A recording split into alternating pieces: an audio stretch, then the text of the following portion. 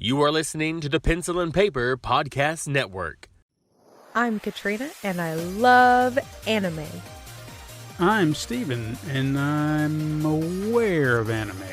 But what if that affection could rub off? Perhaps that excitement in her eyes got me curious. I could offer up some solid anime. I could give them a watch, just to see what all the fuss is about. And maybe, just maybe, I could learn to love anime too. Welcome to Inspired by a Weeaboo. Hello and welcome back to Inspired by a Weeaboo. I am your host Katrina, and with me is my husband Steven. Hello. We just finished episode 20 of Fullmetal Alchemist. Steven, what did you think? This is kind of a emotional roller coaster of an episode, huh? A little bit. I guess where it ended is not where I expected it to. Yeah. Because I really had no expectations of where I thought it was going to go, but it took a turn that I wasn't expecting. So we pick up right where we left off with Ed now kind of going at it with the guards. And 48 does kind of confirm my suspicions by explaining that he was once a serial killer known as the Slicer. And, you know, that's what he is, just as they had talked about, because Ed, he seemed like he had already deduced, like his move set was to prove that he was just a suit of armor like Al, because he said, I know the way it moves. I've, trained with one for so long. I knew what you were. And my move was pretty much to figure that out or to point that out. So I guess we'll just call him the Slicer. He was just like, this is what I am. It's kind of confirming everything and kind of I guess impressed that he was aware of it in some way. And then they go back into fighting. And of course, this is where the problem with Ed's arm kind of comes into play, because it's starting to come unglued, if you will, if you'll pardon the term. But, that's what's happening. And he gets nicked because of it, because he's too focused on that. And then the Slicer gets a slice in on him. And then, meanwhile, we get to see Al beating the shit out of number 66 and just be like, dude, can we just stop, please? And this was the one you were telling me that I should recognize. And the longer he was starting to talk, it was starting to come back to me. And then before he said it, I was like, oh, yeah. And then he said he was the butcher from previous episodes back. I don't remember which, but the one where Winry got kidnapped and whatnot, and the guy was a little out there. I guess be the best way to put it. So he was that guy, and again, that tracks from the years, because that would have been 4 years prior to where we are now. So now he was captured, obviously by them, put to death, and then all this stuff happened to him. But he didn't lose his spunk, now did he? No, he did not. But I want to come back to him in a minute, because as I'm sitting here discussing all that, it just occurred to me something. So we'll get to it. So anyway, we see Armstrong. He's investigating everything that happened with Scar back at the other. Well, did Scar attack? No, Scar jumped in the last episode. Well, Scar attacked.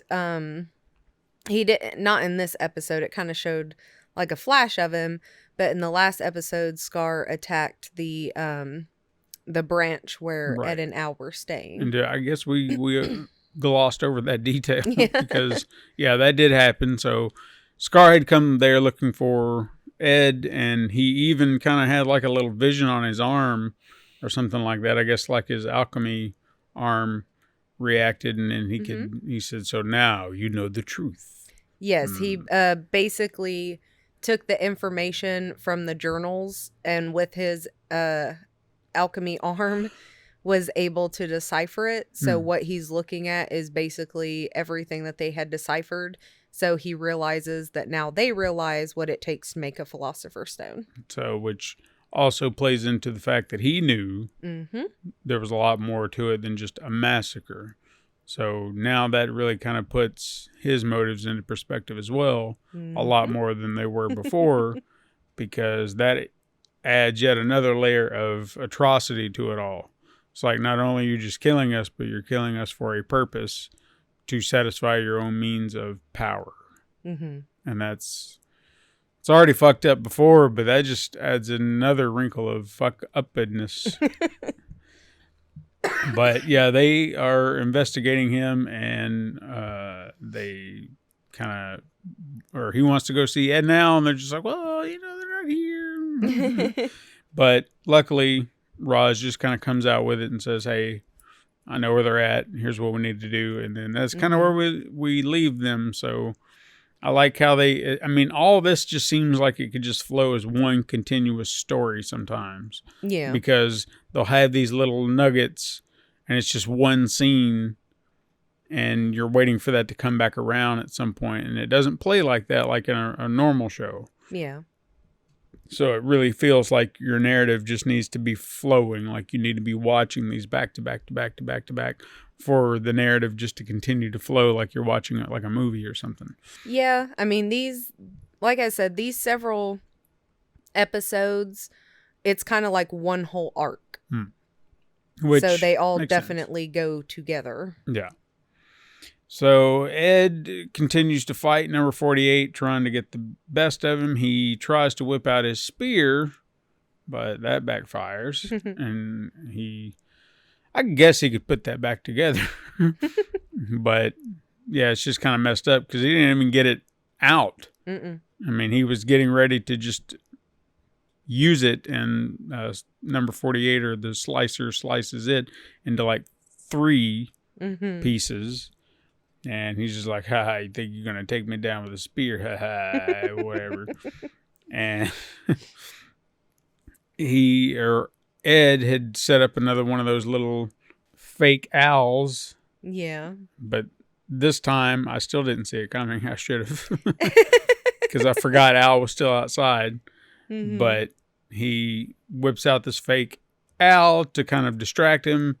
And then when he's distracted, he comes up and slices the slicer's head off and drops it down. And he's like, ha-ha, gotcha, ha-ha. And then, boy, they threw another wrinkle at it. Yep. So the slicer is apparently still active without his head because there's another body in the armor. So that adds such a wrinkle to it all because they're saying that, so one brother's in the helmet and the other brother's in the actual suit, which means it's not just about one whole piece, it's about all the pieces. So you could have like different marks on the entire body, and that's messed up. Yeah. You know, when you think about it, efficient, I guess, in some way, but messed up regardless, because you could just be an arm. Yeah. Just flopping around. But yeah, so apparently there were 2 slicers.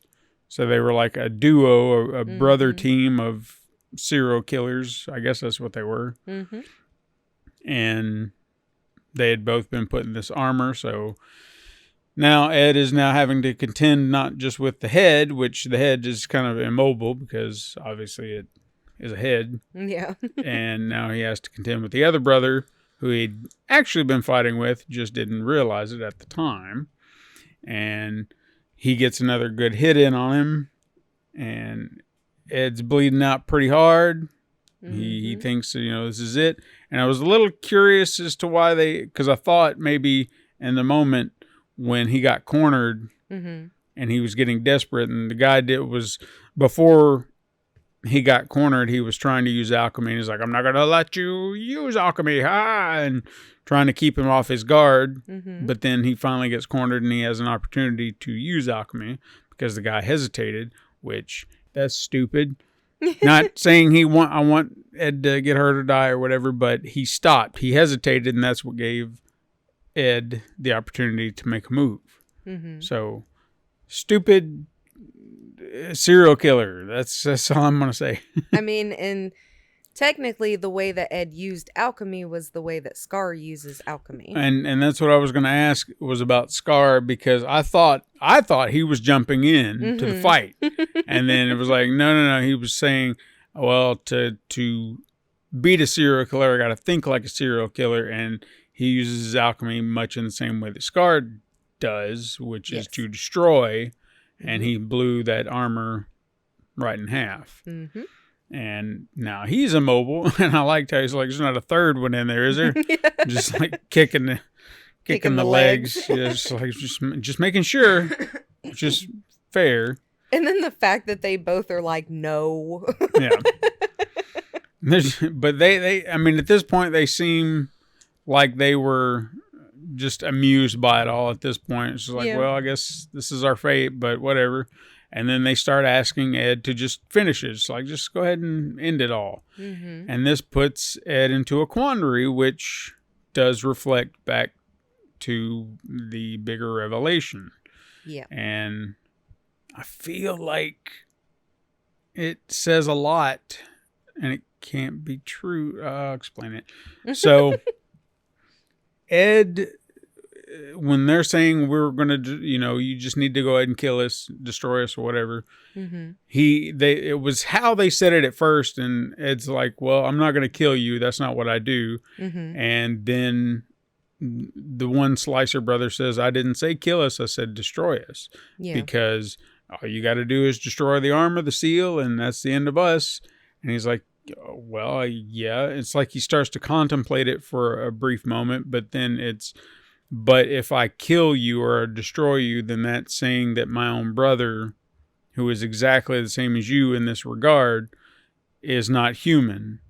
Therefore, I would be saying that he's not real, and I believe he is real. He's still a soul. He's still human. And if I kill you, then I'm admitting that he's not. Yeah, if he kills them in the sense of they are not people, they're just, things. Yeah. Then it's admitting he would have to admit that Al's not real either. Right. So at that point, they kind of pivot to Al, still dealing with number 66, and I don't know why he blatantly revealed this like it was any of his business, but I guess it was just like, who cares, whatever, because he was bored with the fight.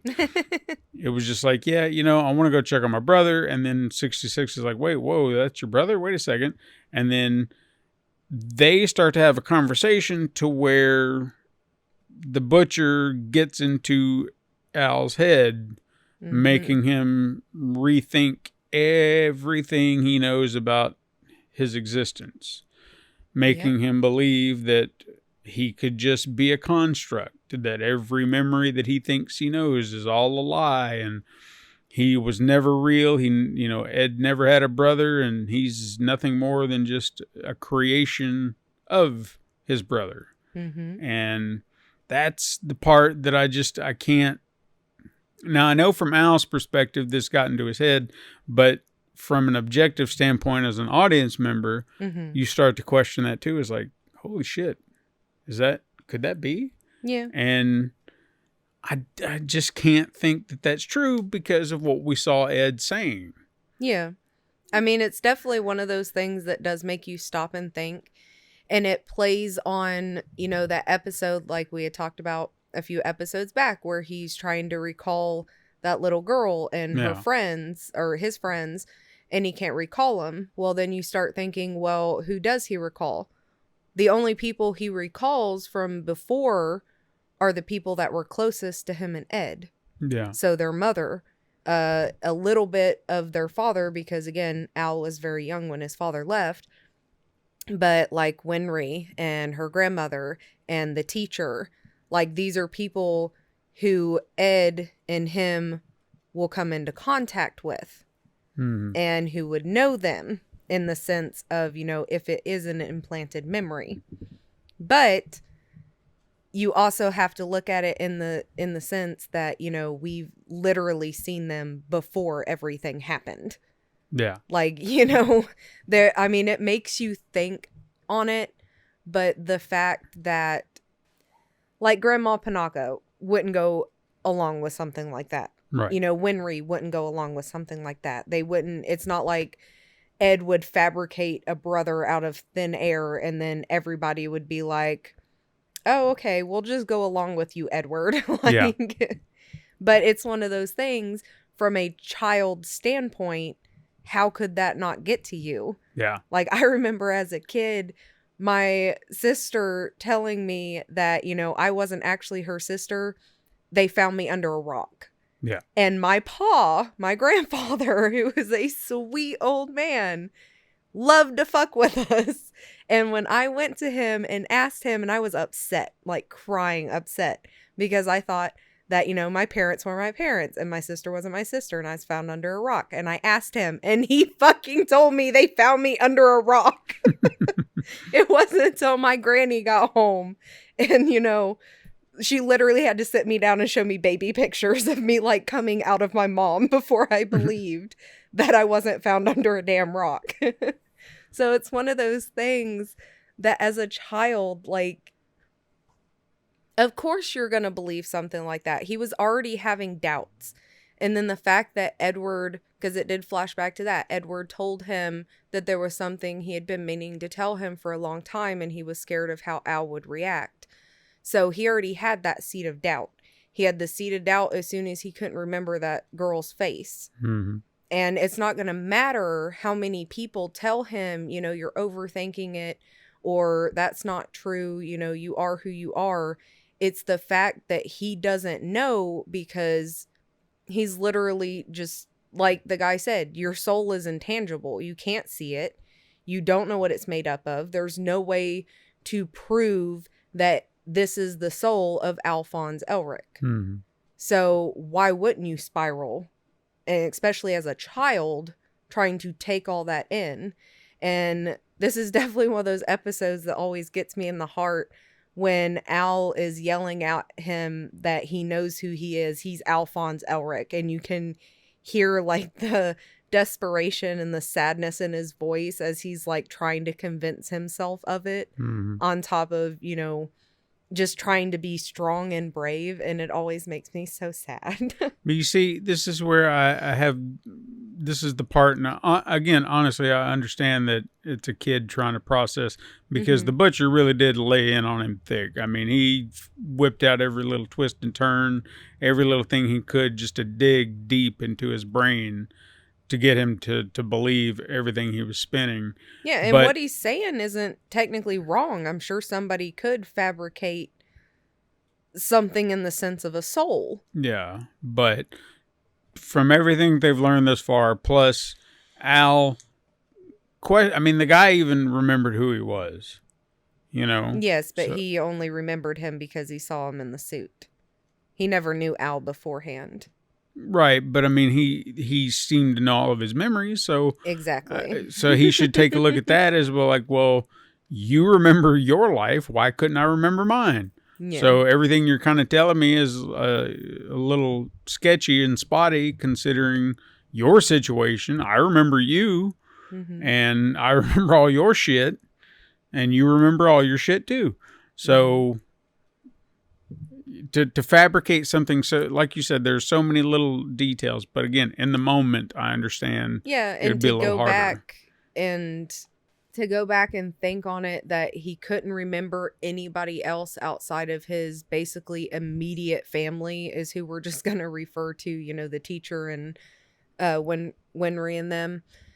The fact that he couldn't remember anybody else outside of that, I think, is what dug that even deeper. Because like I said, he already thinks there's something wrong with him, that there's something wrong with his memory. There's something missing, which all this does end up getting explained. But he had, like, it's a true fear. Yeah. And it's something that he, I guess, technically isn't wrong about. Like, there's something off about him. But it's because of everything that happened as far as with Ed and Al in that initial trying to bring their mom back. Like, there is a key factor that you haven't seen and you won't see until later that plays out to why Al's memories and everything else are the way that they are. See, there she goes again, like giving light spoilers for later episodes. I can't help it. I mean, I'm curious. I never doubted for a moment, even though it does raise the question. It was just how adamant Ed was about not killing number 48 that I feel like speaks truth right then and there. Yeah. If he's that adamant with Al nowhere to be found, and he's saying to this thing, if I have to do this, that means that he's not real, and he's so passionate about it to someone he doesn't know. Yes, and standing on this moral ground that why, if Al was in the room, sure, I could be like, well, all right, well, he could be spinning just for the sake of his brother standing here, but he wasn't there.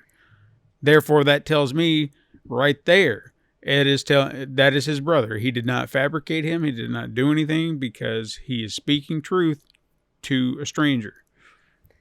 But playing devil's advocate. No, you're doing it on purpose. You know, the lying to yourself and ending up believing the lie is a normal thing that people do. The more you tell the lie, the more you're going to believe it.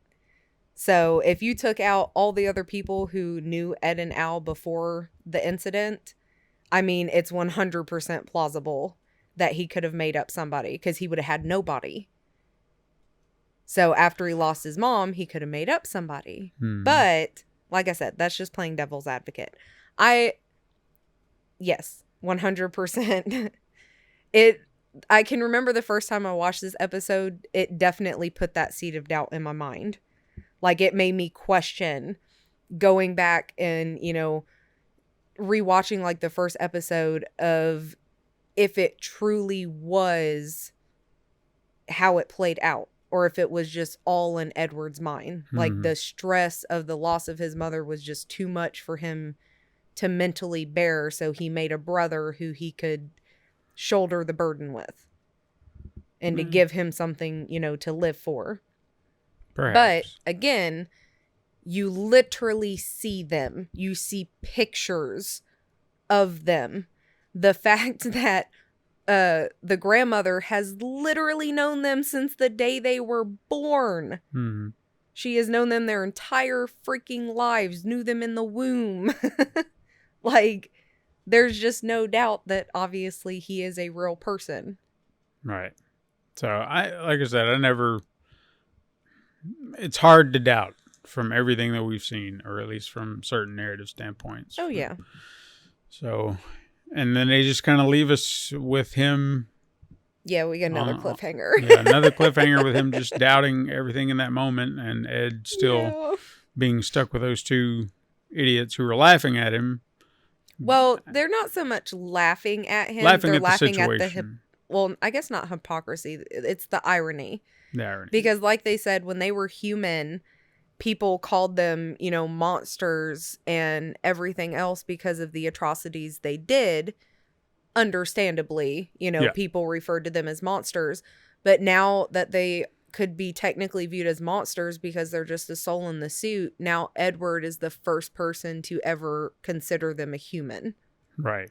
So they're laughing at the irony and the fact that it took them to literally die and be put in a suit of armor for some kid to stumble along and see and acknowledge that they were people. That is a very interesting way of laying it out. And I like that. So, yeah, it's just going to keep on the cliffhanger train, I think, going forward until we get through this arc, because they keep, like I said, the way it feels, it should just keep flowing into the next scene, into the next, because even this one started with the end of the last episode. Yes. Pretty much.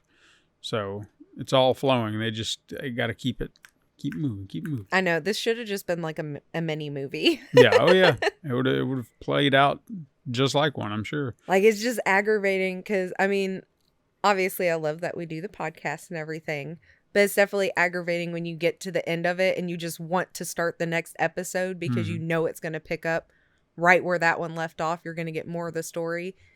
And for these, like, obviously the next episode plays right into this. but it's, this stretch where it's just like boom, boom, boom, boom. And you're going to get more of that story and more things are going to get unraveled and you're going to have more questions. And it's just exciting. Yeah. Oh, yeah. This is bingeable television. Oh, 100%. I guess I'm so glad I never watched these on Adult Swim or Cartoon Network or whatever, because I think I would have, I'd gotten upset because I was like, God damn it, now I got to wait. And I only got like 15 minutes. I got the crab leg. I just got a little sliver of meat, and it was like, I want more. Story of my life. All right, well, that's all I got for this episode. All right, well, we will jump into the next episode. So, Steven, lead us out. Weebs, tell all your friends to listen to us on their favorite podcasting platform, which we should be everywhere now, and tell them to leave us a 5-star review if you like the pod, and leave a little note or whatever. And if there's a poll up on Spotify, you can answer that too if I happen to put anything up. I don't know if I have. I don't really know what to ask. You're not telling me. And you can listen to episodes a week early if you go to patreon.com/pencilpaperproductions and keep up with any and all things pencilpaperproductions.com/inspiredweeaboo. All right, my little weebs. We will see you next time.